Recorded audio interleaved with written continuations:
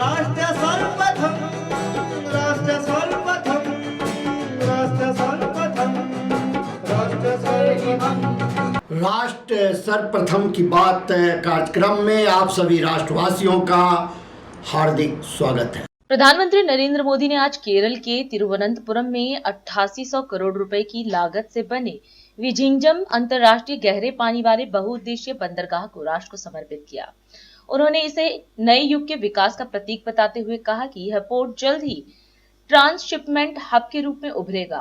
उन्होंने कहा कि भारत के 75% ट्रांसशिपमेंट विदेशी बंदरगाहों की बजाय यही होंगे, जिससे राजस्व देश में ही रहेगा और केरल के लोगों को नए आर्थिक अवसर मिल सकेंगे। यहाँ एक और अपनी संभावनाओं के साथ उपस्थित ये विशाल समुद्र है और दूसरी ओर प्रकृति का अद्भुत सौंदर्य है और इन सब के बीच हम न्यू एज डेवलपमेंट का सिंबल ये विझिंजम डीप वाटर सी पोर्ट है। मैं केरला के लोगों को, देश के लोगों को बहुत बहुत बधाई देता हूं। साथियों, इस सी पोर्ट को 8,800 करोड़ रुपीस की लागत से तैयार किया गया है। अभी इस ट्रांसशिपमेंट हब की जो क्षमता है वो भी आने वाले समय में बढ़कर के 3 गुनी हो जाएगी। यहां दुनिया के बड़े मालवाहक जहाज आसानी से आ सकेंगे। अभी तक भारत का 75% ट्रांसशिपमेंट भारत के बाहर के पोर्ट पर होता था। इससे देश को बहुत बड़ा रेवेन्यू लॉस होता आया है। ये परिस्थिति अब बदलने जा रही है। अब देश का पैसा देश के काम आएगा। जो पैसा बाहर जाता था वो केरला और विझिंजम के लोगों के लिए नई इकोनॉमिक अपॉर्चुनिटी लेकर आएगा। गुलामी से पहले हमारे भारत ने हजारों वर्ष की समृद्धि देखी है। एक समय में ग्लोबल जीडीपी में मेजर शेयर भारत का हुआ करता था। उस दौर में हमें जो चीज दूसरे देशों से अलग बनाती थी वो थी हमारी मैरीटाइम कैपेसिटी, हमारी पोर्ट सिटीज की इकोनॉमिक एक्टिविटी। केरला का इसमें बड़ा योगदान था।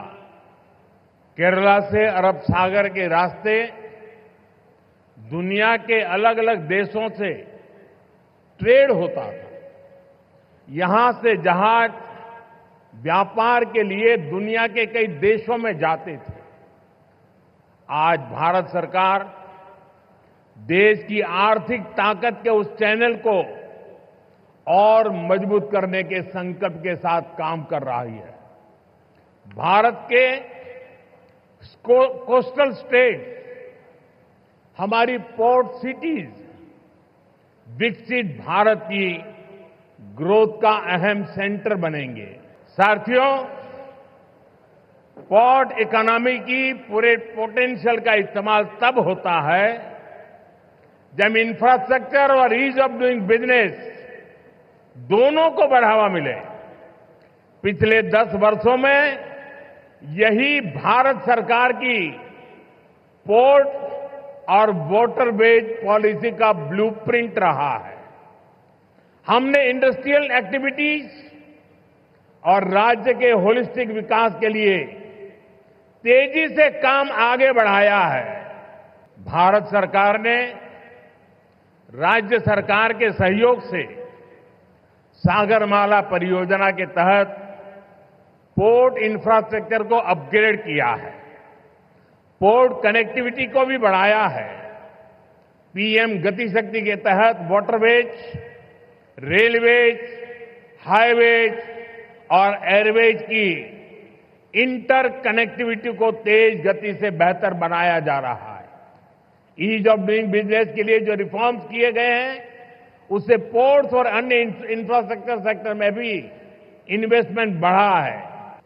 इंडियन सीफेरर्स उनसे जुड़े नियमों में भी भारत सरकार ने रिफॉर्म्स किए हैं और इसके परिणाम भी देश देख रहा है। 2014 में इंडियन सीफेरर्स की संख्या 1.25 लाख से भी कम थी।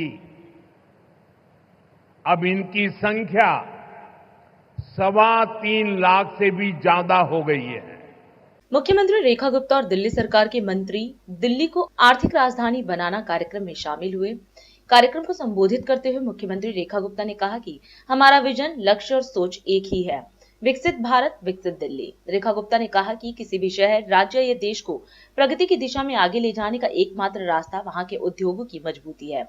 उन्होंने बताया कि इस कार्यक्रम का मुख्य उद्देश्य दिल्ली की अर्थव्यवस्था को सशक्त बनाने के लिए संवाद स्थापित करना है। अच्छी बात यह है कि विजन एक है, सोच एक है, लक्ष्य एक है और मन में एक ही इच्छा है, विकसित भारत, विकसित दिल्ली। और किसी भी शहर को, देश को विकास की और प्रगति की ओर लेके जाने का जो एकमात्र रास्ता है वो वहां के उद्योग, वहां के व्यापार को तरक्की के लिए आगे बढ़ाना, वही उस प्रगति का रास्ता है। मैं ये मानती हूँ। हमारे लिए प्रायोरिटी का विषय था कि देश भर के व्यापारी यहाँ रहेंगे और विशेष रूप से दिल्ली के व्यापारी यहाँ मिलेंगे। इसलिए मैं आई हूँ भाई कि आपसे बातचीत करने का एक माध्यम हमारी कैट की ये संस्था बनेगी। आप सबसे हम बातचीत कर पाएंगे, आपके सुझाव ले पाएंगे और जो ये कार्यक्रम का लक्ष्य है कि दिल्ली की अर्थव्यवस्था को मजबूत करने के लिए संवाद, वो संवाद यहाँ हो पाएगा।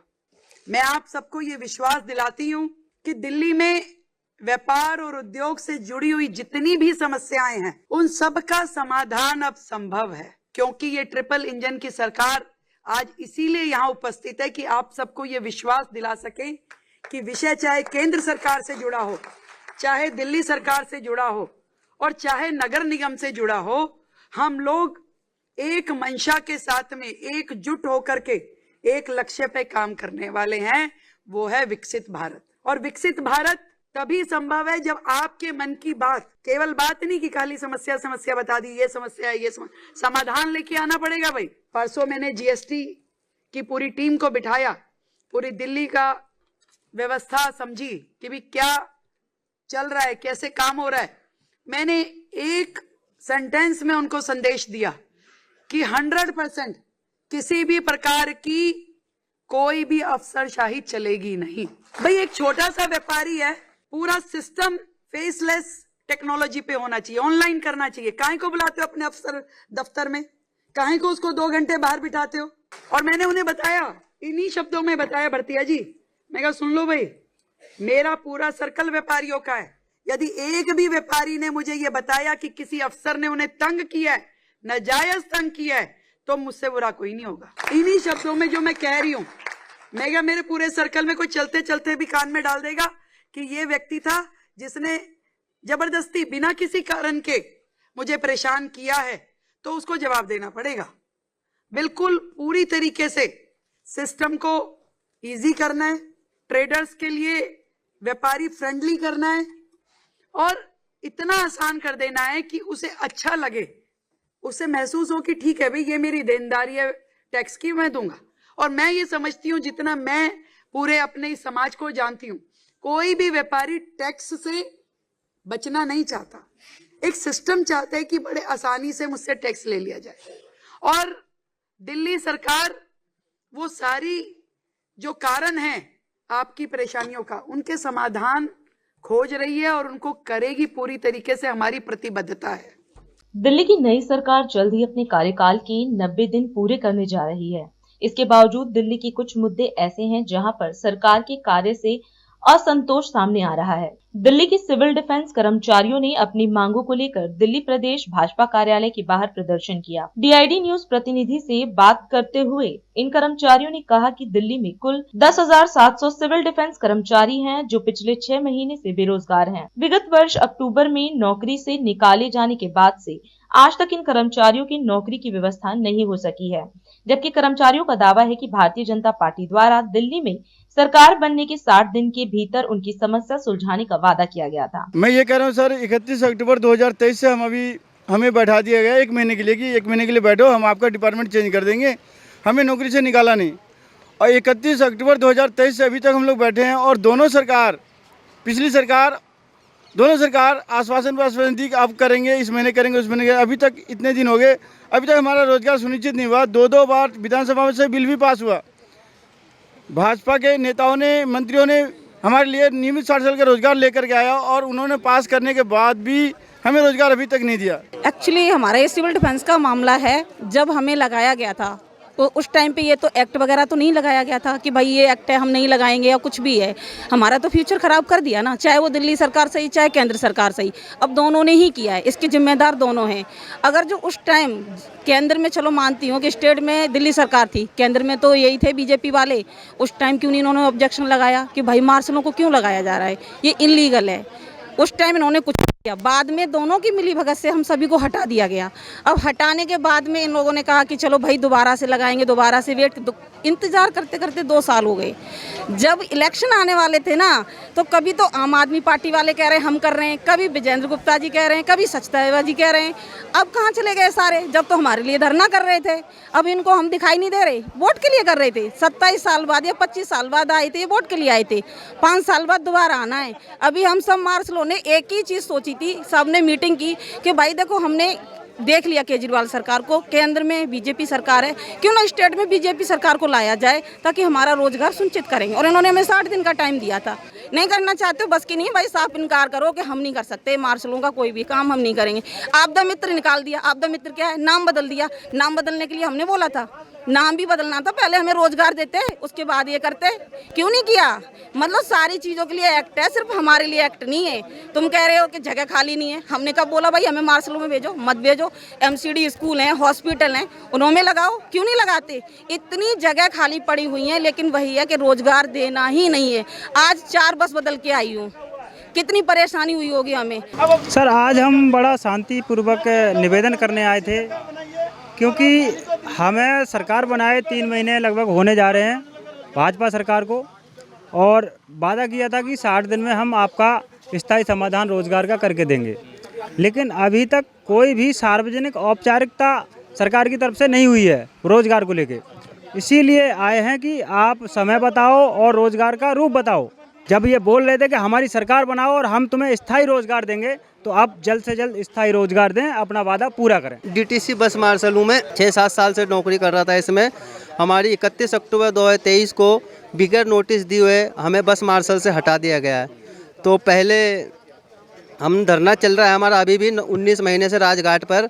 पहले हमारे धरने में हमारे माननीय श्री सचदेवा जी भी आए हैं, कपिल मिश्रा जी भी आए हैं और तमाम नेता विपक्ष के आए थे, और विपक्ष और विधानसभा में हमारी बात उठी है। जब केजरीवाल सरकार थी, जब भी बात उठी, विजेंद्र गुप्ता जी ने डेस्क पे हाथ ठोक ठोक के, ऊपर चढ़ चढ़ के बोला है इन सिविल डिफेंस बस मार्शल बच्चों को पक्का रोजगार देना चाहिए।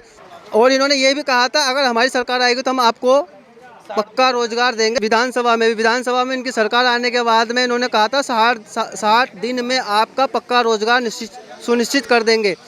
60 दिन हमारे हो चुके हैं, इसीलिए हम आज पार्टी कार्यालय ऑफिस आए थे और पता करने आए हैं हमारे सचदेवा जी से कि हमारा रोजगार का क्या हुआ, क्या चल रहा है। आगे का यही है, हम तो निवेदन कर सकते हैं। अभी भी निवेदन करने आए थे और कोई हमारा प्रोटेस्ट करने का कोई वो नहीं है। प्रोटेस्ट के लिए हम बैठे हुए हैं, जो हमारा 19 महीने से चल रहा है। पावर हाउस पे बैठे हुए हम। मुख्यमंत्री नीतीश कुमार ने आज हज भवन पटना स्थित मौलाना मजहरुल हक ऑडिटोरियम में आयोजित दुआया मजलिस में शिरकत की। इस अवसर पर अल्पसंख्यक कल्याण मंत्री जनाब मोहम्मद जमा खान तथा बिहार राज्य हज कमेटी के चेयरमैन जनाब अब्दुल हक ने मुख्यमंत्री का गुलदस्ता, टोपी और अंग वस्त्र भेंट कर अभिनंदन किया। मुख्यमंत्री ने दुआया मजलिस को संबोधित करते हुए हज यात्रियों को शुभकामना दी और कहा कि मैं इस पावन अवसर पर आप सभी का अभिनंदन करता हूं। हर वर्ष हज यात्रियों की रवानगी से पूर्व यह आयोजन होता है और मुझे एक बार फिर इसमें सम्मिलित होने का अवसर प्राप्त हुआ है। मैं कामना करता हूं कि आप सभी की यात्रा सफल हो तथा आपकी दुआएं कबूल हो। उन्होंने आगे कहा कि मुझे भी एक बार मक्का मदीना जाने का सौभाग्य मिला था। यद्यपि मुझे भीतर प्रवेश की अनुमति नहीं मिली, फिर भी बाहर से सब कुछ देखना एक अनूठा अनुभव था। हज यात्रियों की सुविधा के लिए राज्य सरकार द्वारा सभी आवश्यक इंतजाम किए गए हैं ताकि उन्हें किसी प्रकार की कठिनाई ना हो। मुख्यमंत्री ने बताया कि इस वर्ष भी मुस्लिम समुदाय से जुड़े अधिकारियों एवं कर्मियों को बड़ी संख्या में प्रतिनियुक्त किया गया है ताकि हज यात्रियों को मार्गदर्शन एवं सहयोग प्राप्त हो सके। उन्होंने उपस्थित सभी हज यात्रियों को मुबारकबाद एवं शुभकामना दी। कार्यक्रम को अल्पसंख्यक कल्याण मंत्री मोहम्मद जमा खान एवं हज कमेटी के चेयरमैन अब्दुल हक ने भी संबोधित किया। इस अवसर पर खानकाह मुनी मुइया मितन घाट के सज्जादानशीन हजरत मौलाना सैयद शमीम मुनम्मी साहब ने सामूहिक दुआ कराई। उन्होंने देश और राज्य में भाईचारा, अमन और शांति कायम रहने की विशेष दुआ की। इस वर्ष बिहार से कुल 2403 हज यात्री पवित्र हज यात्रा पर जा रहे हैं, जिनमें 1391 पुरुष और 1012 महिलाएं शामिल हैं।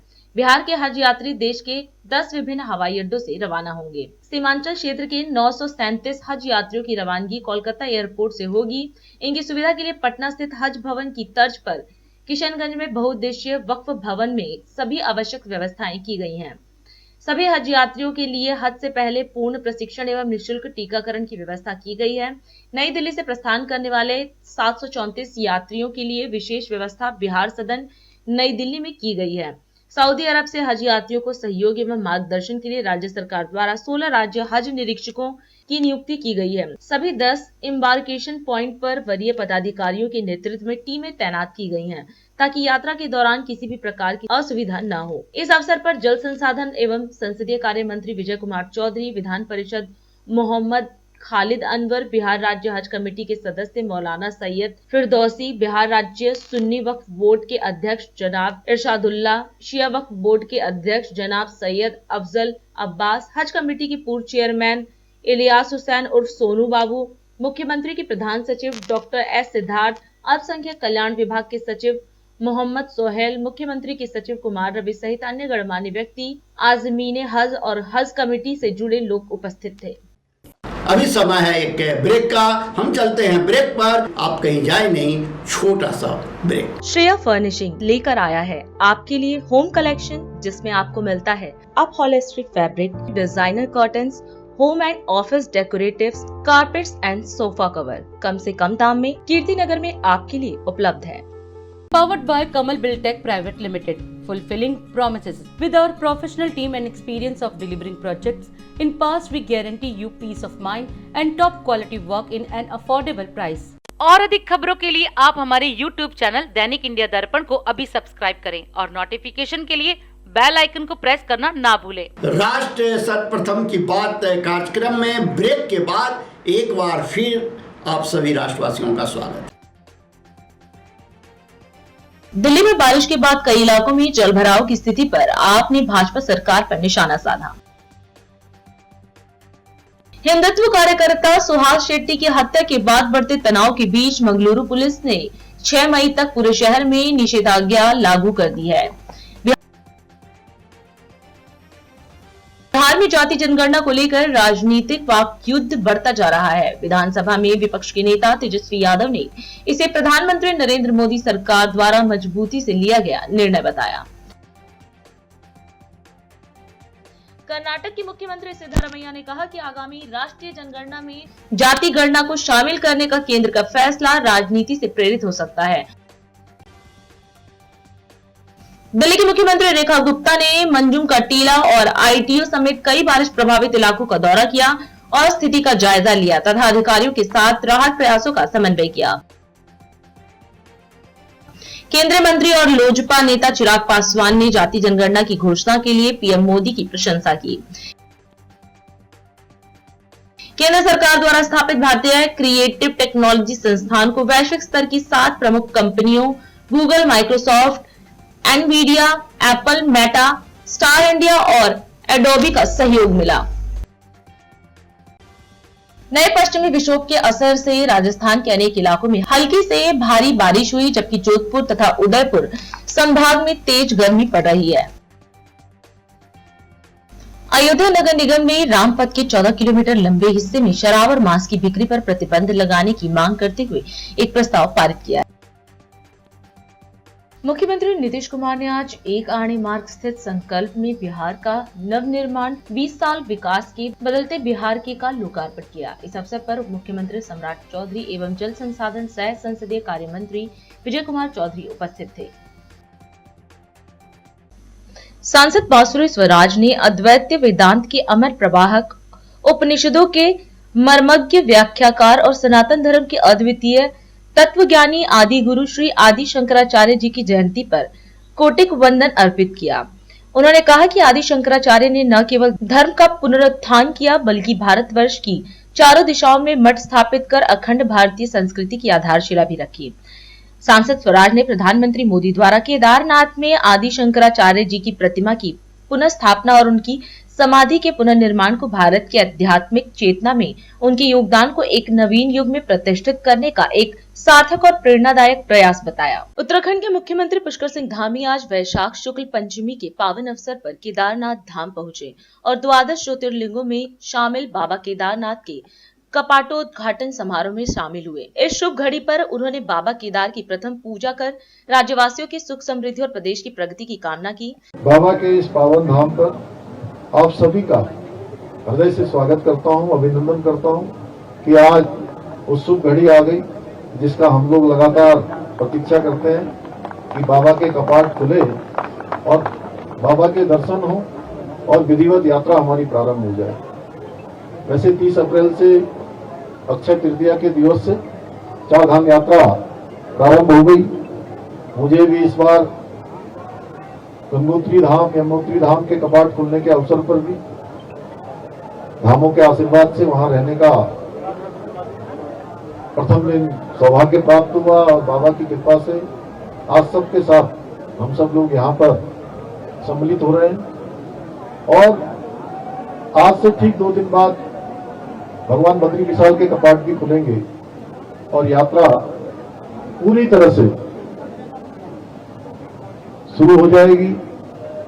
यात्रा को इस बार पूरी तरह से व्यवस्थित करने के लिए पिछले सालों के हमारे जितने अनुभव हैं हमने प्रयास किया कि प्रशासन के स्तर पर, सरकार के स्तर पर सभी हमारे जो आने वाले श्रद्धालुगण हैं, तीर्थयात्री हैं, देश दुनिया से जो यहाँ बाबा के धाम पर पधारते हैं, हमारे अन्य धामों में आते हैं, उनकी यात्रा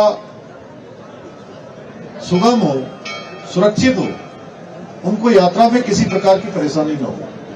इसके लिए इस बार हमने यात्रा का 2024 का जैसे ही यात्रा वो संपन्न हुई थी, उस यात्रा के संपन्न होते ही हमने 2025 की यात्रा की तैयारी शुरू कर दी थी। आप सबको पता है पिछले वर्ष 2024 में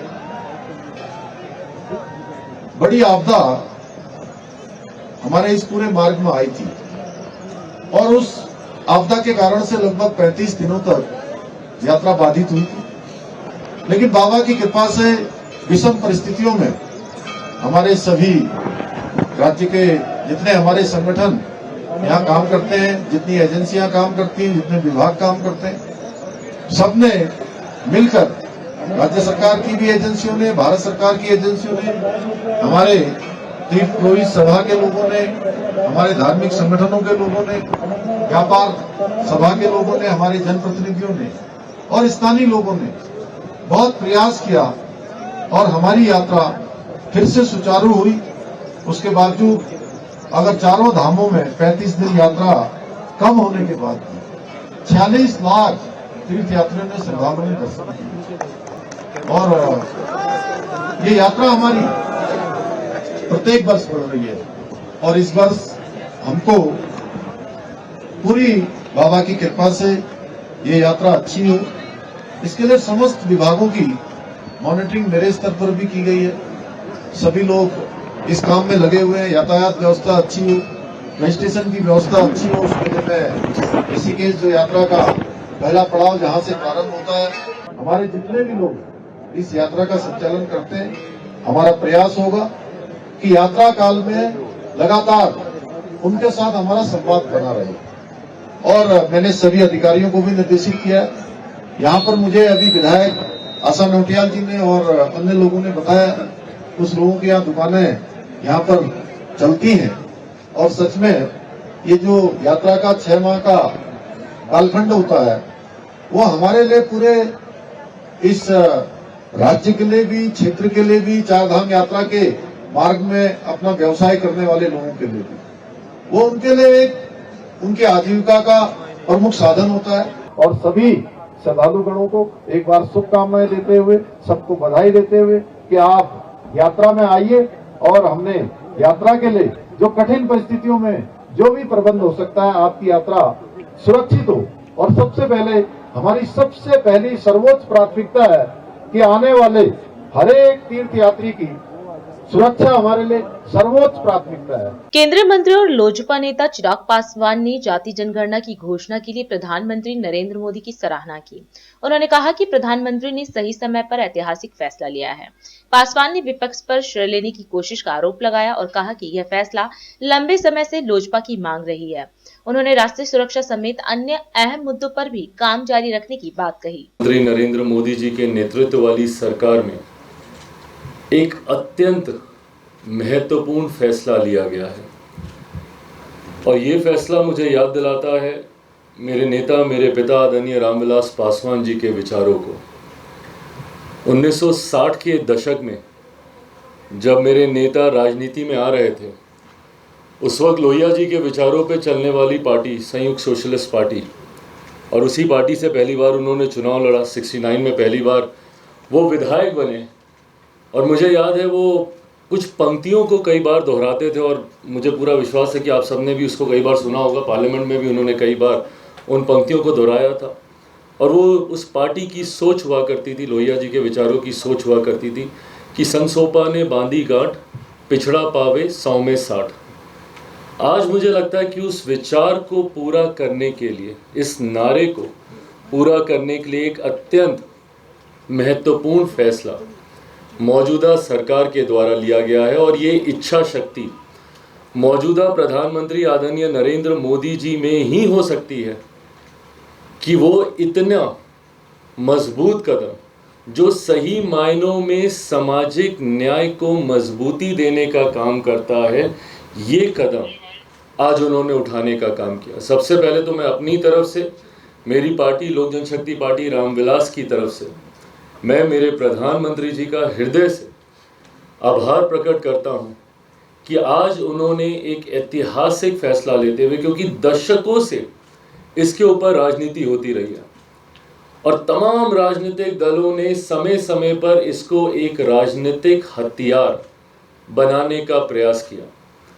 हम सब ने देखा कि जब जब चुनाव आते हैं या अलग अलग राज्यों में चुनाव आते हैं तो सिर्फ जाति आधारित जनगणना को जितने भी विपक्ष के दल हैं उन्होंने इसको मुद्दा बनाकर मजबूती से उठाने का काम किया। और विपक्ष में खास तौर पर ऐसी प्रमुख पार्टियां, कांग्रेस सबसे बड़ी पार्टी, राजद, सपा जैसी पार्टियां, ये वो पार्टियां हैं जिन्होंने हमेशा इसके लिए बोलने का तो काम किया पर इसको चरितार्थ करने के लिए कतई कभी कोई प्रयास नहीं किया। आखिरी बार जातीय जनगणना हुई थी 1931 में, 1931 में, लगभग 100 साल आज होने को आए। 47 में देश आज़ाद हो गया। तो जिन लोगों को इस बात की चिंता है, आज़ादी के बाद अधिकांश समय तक केंद्र की सत्ता में कौन लोग थे? अगर मैं कांग्रेस का नाम लेके जिक्र करूं तो क्या आज़ादी के बाद अधिकांश समय तक कांग्रेस सत्ता में थी, केंद्र की सत्ता में थी?